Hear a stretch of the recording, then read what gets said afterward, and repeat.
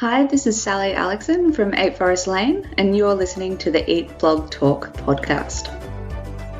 Hey, food bloggers. Are you ready to accomplish your 2023 goals faster than you ever thought possible? If you are nodding your head yes right now, the Eat Blog Talk Mastermind program might be a great fit for you. We are now accepting applications for 2023, and I will let you in on a little secret. If you sign up before the end of November 2022, you can lock in at the current pricing. Go to eatblogtalk.com/mastermind for more information and to apply. Here is current mastermind member Kim from kickassbaker.com talking about one of the biggest benefits she has received from being inside the group.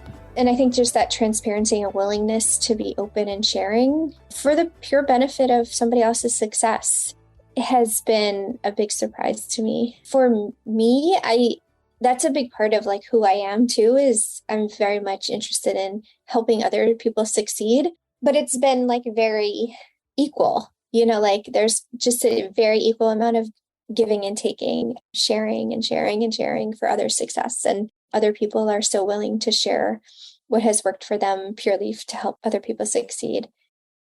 Hello, food bloggers. Welcome to Eat Blog Talk, the podcast for food bloggers looking for the value and confidence that will move the needle forward in their businesses. This episode is sponsored by RankIQ. I am your host, Megan Porta, and you are listening to episode number 359. I have Sally Aleckson with me today. She's going to talk to us about how not blogging full-time can help to cultivate a passion. Sally started the first iteration of her blog on the floor of an apartment back in December of 2014. And since then, she's gone through a rebrand and completely overhauled every aspect of her site to what you can see today on 8 Forest Lane. Sally has never followed trends, is possibly too stubborn. I can relate to that, Sally, and hasn't had the kind of traffic or financial success that many others who have been doing it less time have. But she continues to keep on going because she loves it. Sally, I'm very excited for our chat today. We want to hear what your fun fact is first, though, before we dig into it. Thank you, Megan. So my fun fact is that when I was in high school, I actually played flute and I was in a touring concert band and I was able to perform on the stage of the Sydney Opera House. I knew you were going to say that. As soon as you said flute, I was like, she's going to talk about the Sydney Opera House. I don't know why I tapped into you, but that is so cool. And you have to share what that experience was like. It was really amazing. So I was in high school and just being afforded those kind of opportunities. I was from a small country town and being able to travel and go to Sydney and be with a group of other students and perform on a stage like that, that's so iconic. It's just really special. So yeah, it was a wonderful experience. Oh, that's so cool. And I am guessing a very, very small percentage of the population can say that they have done that. So yes, well chosen fun fact. Thank you. Okay, I have to mention your line from the bio about not always following trends because I feel like I've had that same kind of journey at times because I was just too stubborn too. Like, I don't want to do that just because you're telling me to do that. So before we get into your story, how do you feel like that has affected your blogging journey? To be honest, I think that is my blogging journey. I think, from the moment when I first started this, I read, every single article that there was on Pinterest, to try and work out what I was doing. And a lot of it just didn't resonate with me. And I think, for me, it was really important to try and find my own path forward. And so while I've not followed trends and, maybe not always followed the advice that's out there or those kind of best practices, that really allowed me to kind of find what I wanted to do and what I really loved doing. And I think, that to me was just so essential for me to craft out the space that I needed to be able to create. So it gave you kind of permission to be unique, to be yourself, and to find your own way, really.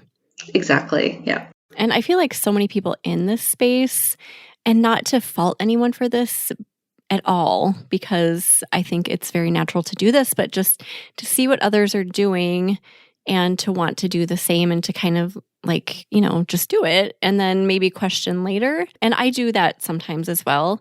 But I think my default is much like you, where I'm like, wait a second, I don't want to do that. Why are you telling me that I have to do that? I'm not going to. So I've had to find a happy balance between the two and not just saying no because I want to say no, but also, Yeah, it's just like finding that fine line. Exactly. And that's the thing. Like a lot of the things that I said no to, I've eventually come around and I've gone, oh, okay, now I see the value in that. But I think I had to find that reasoning why by myself first, rather than just following because someone said that that was what you should be doing. Right. Oh gosh, I can relate. Okay, so talk to us a little bit about your story. So you had a full-time job and you were in a place where you felt like you were just juggling it all. I know a lot of us have been there or are there. So talk us through that, like where you started and kind of how it's evolved for you. Yeah, of course. So as you spoke about in my bio, I've been doing this for quite a while. I started back in 2014, December of 2014. And for me, this has always been a hobby. It started out as a creative outlet, something that I could do in my free time. And once I started, I just didn't stop. I just kept going and I just loved it. And, I just found this space of creating and publishing stuff on the internet. And I really liked that. So through that journey, I had no intent or direction really when I started. So it took me quite a number of years to actually find food as the space that I really loved, to develop that passion for it. And the place that I got to, I felt that this is really rewarding and this is something that I want to spend all my time on. I can never find enough time to work on it. And I think that's, a common thread that we can talk about through people who are in the food blogging industry. But I really struggled with that balance of, I had this full-time job that was really quite time consuming and mentally draining and mentally exhausting. And I felt this push and pull between, this is the thing over here that I really want to spend my time on, and this is the thing I have to spend my time on. And, working through that and trying to find that balance. And then, of course, all your everyday home life things that just have to get done. I just found that there wasn't as much joy in the work that I was doing, and in both my full-time job and with my blog work. So I knew that I needed to kind of make a change, and I needed to refocus my priorities. And I think a lot of that came through with a lot of other people with the pandemic. There was a big shift, I guess, in terms of mindsets. Oh my gosh, I've heard so many stories that can parallel exactly what you're saying. Mine included. I feel like I experienced a massive shift during the pandemic for the better. I mean, obviously it was not all butterflies and rainbows, but that was kind of a turning point for me too. So talk about that. How did it change things for you? Yeah, definitely. And I think with the pandemic, it showed us not only how the things that we can take for granted can be taken away, but it also showed us the possibilities that could exist. And so for me, the way that the world changed during that time showed me that I didn't need to sit in an office from 9 to 5, and that what the meaning of finding like this work-life balance, it changed. It started to look a little bit different to what I'd ever thought it could before.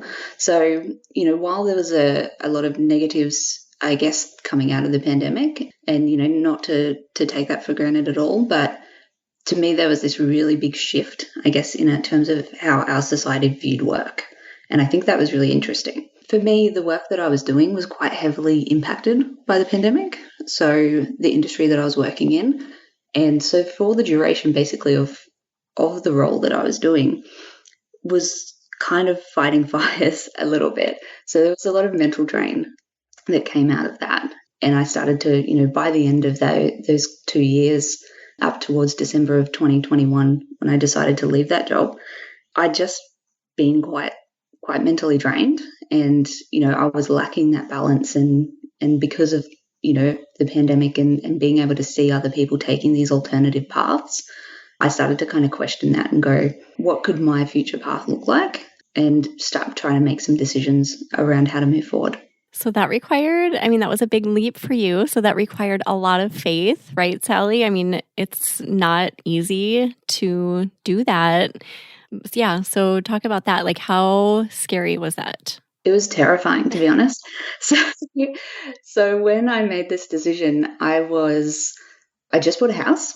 So I'm not sure what things are like in the US, but during the pandemic, housing prices in Australia just really skyrocketed. So, we just got this big mortgage under our belts, and we're starting to achieve a lot of personal goals that we've been working on for years, for my whole life. And feeling like I was in a position where I needed to leave that job.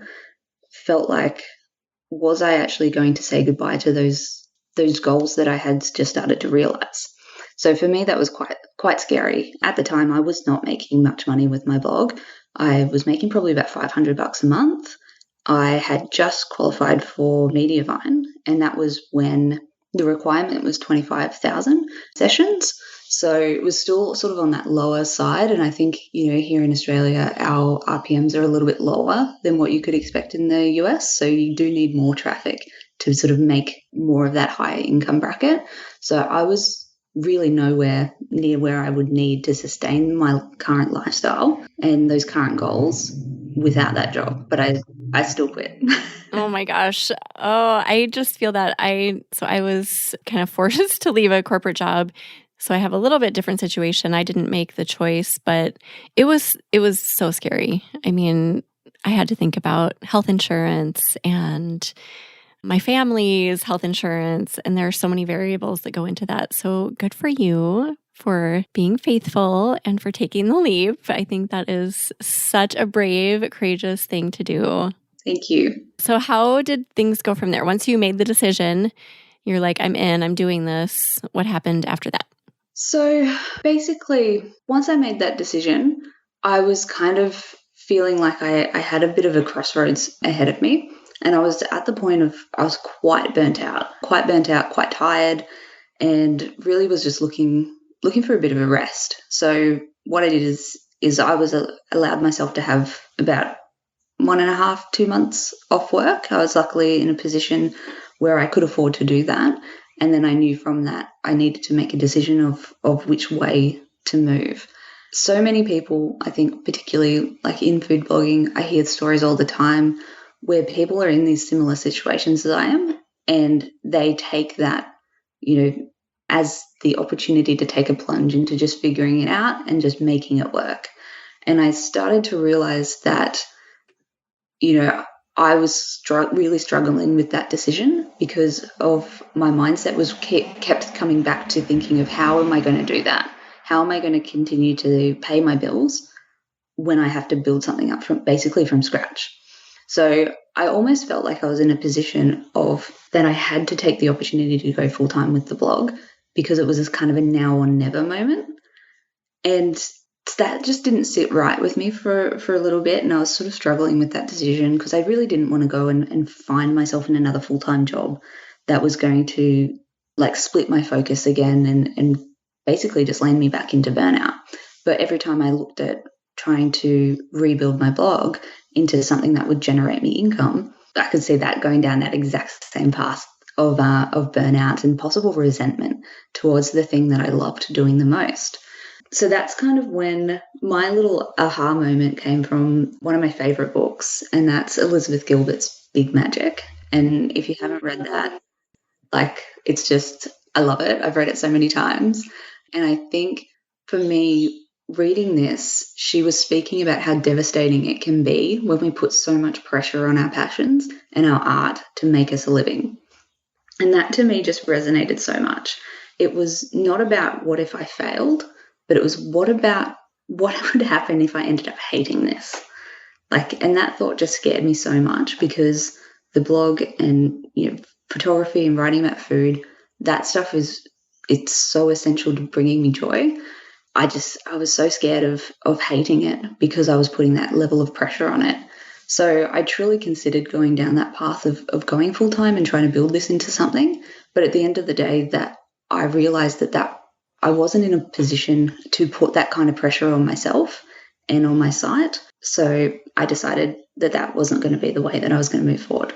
Oh my gosh, this is the coolest story ever. I think that you're right. Most of us get to that point and we're like, well, we're going to either dig in or we're going to abandon ship. Yeah, so I'm so impressed that you thought through this and also that you had that moment of just one sentence coming to you at the right time. I think we've all experienced that where we hear other lines similar before in other ways, and we just hear that one line at the right time and we're like, oh my gosh, this makes so much sense. So you had that aha moment and that really dictated your future. So What were your options going forward, and what did you choose? So did you go find a job? What happened next? Yeah, so I knew that what I had thought, was going full time with the blog, and I realized that, putting that level of pressure on that wasn't the option. So what was the next option was maybe I could do that part-time and supplement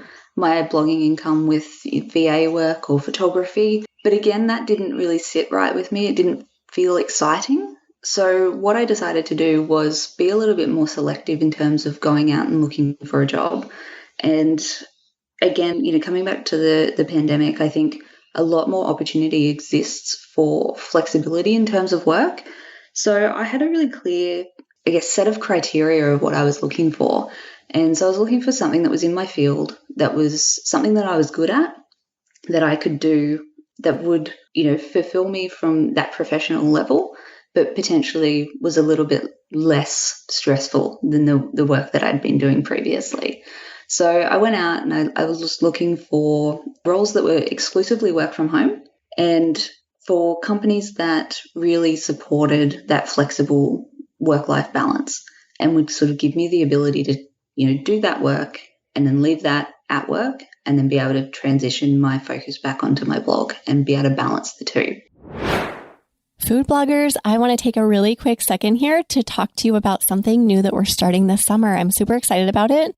I am loving this new movement of food bloggers who are digging into podcasting as a way to add an awesome, unique new layer to their business. I feel so passionately about this topic. Audio is so powerful, and food bloggers digging into audio in the form of podcasting is going to be a huge, successful movement.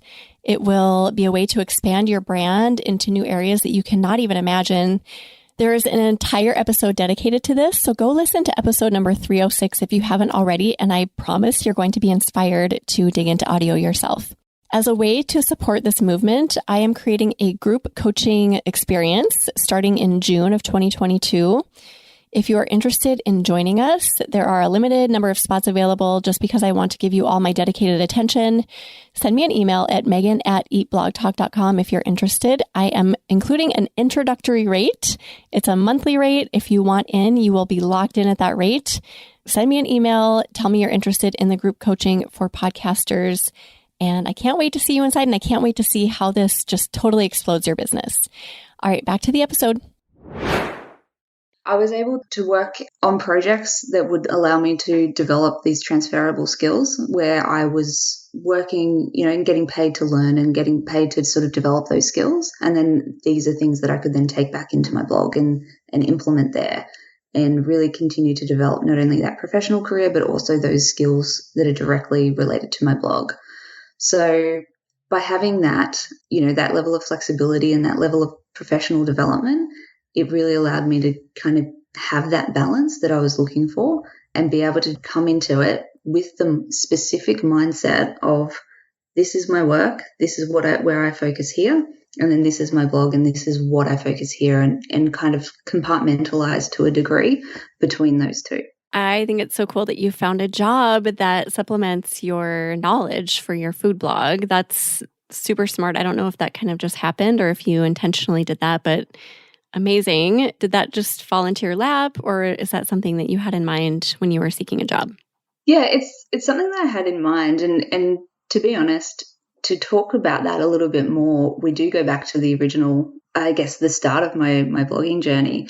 And what happened is when I was starting my blog, one of the things that I wanted to achieve out of it initially was new skills. And it was about learning learning about the online world. I was studying digital marketing at the time, and I started creating this website and learning about publishing content and those things. And that actually allowed me to kind of pursue my career outside of my blog. And so I've worked on websites and digital marketing projects for a number of years now. So I'm a project manager. That has kind of worked always hand in hand between my website and my professional career. But I think it's just really coming together at the end here where I can really specifically go, I'm looking more at that technical SEO side of things on a day-to-day basis. And I can directly relate that back to publishing content online. This is the coolest thing ever. I don't think I've heard anyone who has the same story as you, Sally. I have a few questions for you. So do you feel like, having done this, do you feel like you ever experience pressure in the food blogging realm, or do you feel like it's completely taken the pressure off your shoulders? Oh, I think there's still pressure on a daily basis, and I think it's just the nature of this industry of publishing online. You have comparison, and I fall into that trap all the time. And you look at Instagram, and I'm like, oh well, they're so far ahead of me, or I feel proud of a photo that I publish, and then I see someone else's, and I'm like, oh well, mine's not good enough. I've got so much work to do to kind of get to that point, and I think it's just about taking that pressure off ourselves. And it's just a constant reminder to kind of come back to it and go, why am I doing this? Why am I publishing it? What is my story? And as you said, my story is not the same as everyone else's. And I would guarantee that most people's stories are not the same as the next person. So it's really about like coming back to that, to yourself, and really acknowledging where you're at in your journey and being able to just be a little bit kinder to yourself, I think. Yes. Oh my gosh. I can completely understand where you're coming from. Do you feel like overall you're just so much more balanced and happy and all of the good things, peaceful? Yeah, I think what it really allows me is the freedom. So it's the freedom to create, knowing that my bills are paid. So I still do have those goals to eventually look to take the blog full time, but right now I don't have to. And I think for me, that's just such an incredibly freeing feeling, because I can go and make a recipe. It could have a low search volume. It's just something that I can allow myself to do, as long as I understand that the intent behind that for me and my business is simply to create, rather than necessarily drive that profitability. And that is incredibly freeing. So my approach then comes down to really focusing on my skills, focusing on that as more of a craft. It gives me time to develop recipes more, but it gives me time to do more research and learning. And, one of the biggest things that I've been doing this year is just really focusing on that photography and really honing that as a craft. And I think before, I definitely felt the pressure I had to publish, X amount of blog posts every month. Didn't matter if it was perfect, just kind of get it out. And I think at the moment, what this allows me to do is be a bit more intentional with what I'm posting and what I'm putting out there into the world, and making sure that I've been able to really cultivate my creativity and put my best foot forward. I can see how this could be just provide a more natural unfolding of your journey and also of the skills that you refer to. So like photography, you don't have to feel like you're rushing to figure it out. You can just kind of let it unfold in a more organic way. Does that make sense? Yeah, definitely. That is very alluring. I think that there's so many food bloggers who, they feel that pressure to quit their job that they don't like, and then they leave, and then they feel the pressure to make the money, and then everything just becomes less enjoyable. So this is a great perspective, I think, to put out there just for people to consider. Yeah, definitely. And in saying that, I do feel as though if I gave myself the full-time hours and I gave that undivided attention towards my blog, and so with that time and focus combined with my passion, that I could turn it into the business that supports me, that pays the bills. But the question that I have is, at what cost? So it would be the cost of some of those external factors that I spoke about before. So there's other goals in my life, and it's that kind of lifestyle. But it's also that pressure of this thing that I'm creating has to pay my bills. And if I simply make that decision and go, this is my full-time job, would I lose the freedom I have to create, and possibly any of that joy that comes along with it? And I'm not saying that necessarily that is what happens, because I know like a lot of people, they still find that joy and they're still able to pay their bills. But in terms of looking at that from my perspective and my personal story, I don't know what that looks like. And I feel like at this point in time, the balance there for me in terms of being able to separate income and creativity is where I want to sit. And that's where I feel comfortable at the moment. Do you have any sort of time frame in your mind when you think of working on the blog full time, like 5 years, or do you not do that? Do you not put those time restraints on that at all? I'm trying not to. I had it previously when I was in my previous role. I had it in my mind, I was like, in 12 months, I'm going to leave and I'm going to do this. And I think that really stopped me from thinking about the now. It was like, future me is going to do this, future me is going to do that. And it didn't allow me to kind of enjoy the process and to enjoy it now. And there was a little bit of resentment then that built up around my current job because I was like, I don't want to be here. I want to be doing something else. And I don't think that was healthy. So no, I don't have a time frame. I think it's just about, I think I'll know when I'm kind of ready. That's such a good answer. You think you'll know, and you will, because it seems like you're really in tune with just knowing and leaning into your intuition. And I also feel like that is the key to a happy life, not just speaking about blogging, but all around, is allowing yourself to enjoy where you're at and giving yourself to permission to enjoy the journey as it's unfolding and not putting pressure on the future and what you need to be doing in the future. So, Sally, I feel like you just gave us the key to happiness. So thank you. That's a big call, but I'll take it. Thank you.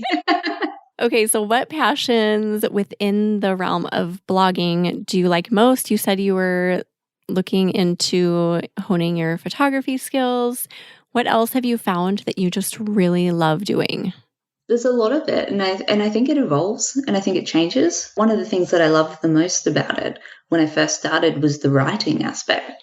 But to be honest, that's sort of dropped off, and at the moment the photography side is definitely taking over. But I think the thing that I love the most about it is the food. I love eating the food, I love cooking the food, and I just think being able to create around that, and I don't know, that to me is the biggest enjoyment. But I love all aspects of it. I do, as I said before, I do have a little bit more of a technical background. So I do love tinkering with the website and making updates and things like that.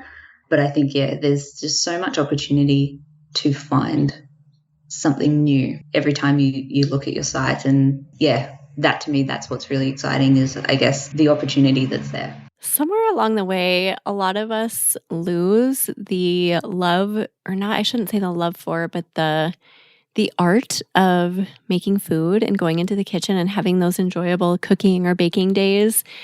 I haven't done one of those days in so long, but that's what made me fall in love with food blogging to begin with. So I can see where your approach to food blogging can allow for you to continue to tap into all those things that you love, even if that might evolve.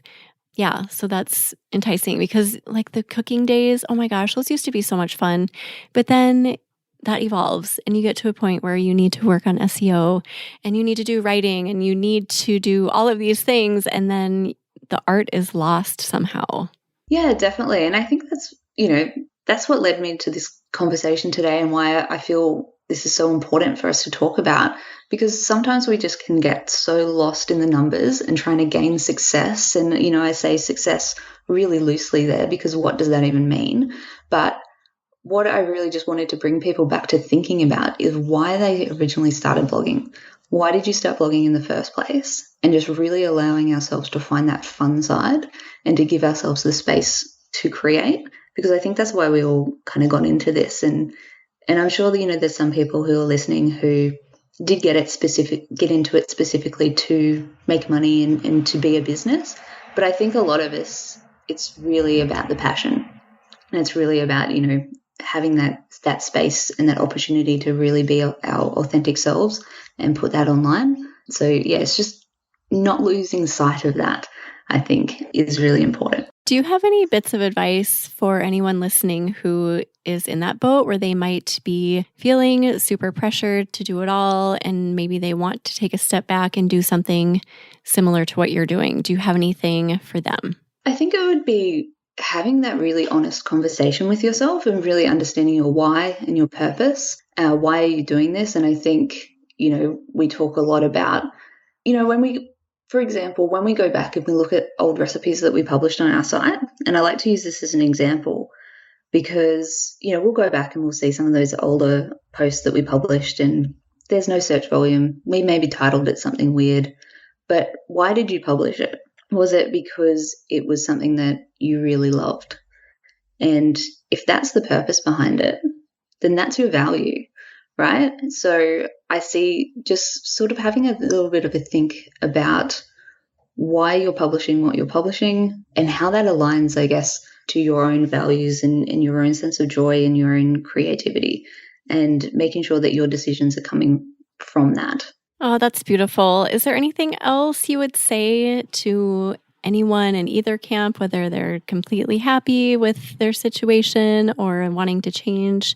Is there anything we forgot to mention, Sally? I don't think so. And I think, just the caveat to all of this is this is my personal story. So every single person's story is different. And this one is just filled with my own experiences. But it's one that I do feel passionate about talking about, because I do hear thoughts of people giving themselves these ultimatums of, I have to make it profitable. And if I can't, then I should just give up. And I just think that's just such a crazy amount of pressure to put on yourself. So, as I said, if your sole motivating factor is to make it profitable and make it a business, then sure, go all out. But if there is a side of you that, really wants to focus on that passion and that creativity, I think it's important to make sure that we never lose sight of the joy. And, if that means you have to take on another job, or you have to supplement your income, or stay in your day job a little bit longer, or just make some decisions that kind of allow you to get that balance, and so that you can really focus on developing and growing your skills and focusing on the love you have for your work, then I 100% think that that's a great decision. Amazing. I think this is such an important conversation to have, as you mentioned a little bit ago. So thank you, Sally, for joining me and for prompting this topic today. I think that it's super valuable. Not a problem at all. Do you have either a favorite quote or words of inspiration to leave us with, aside from your amazing Elizabeth Gilbert quote?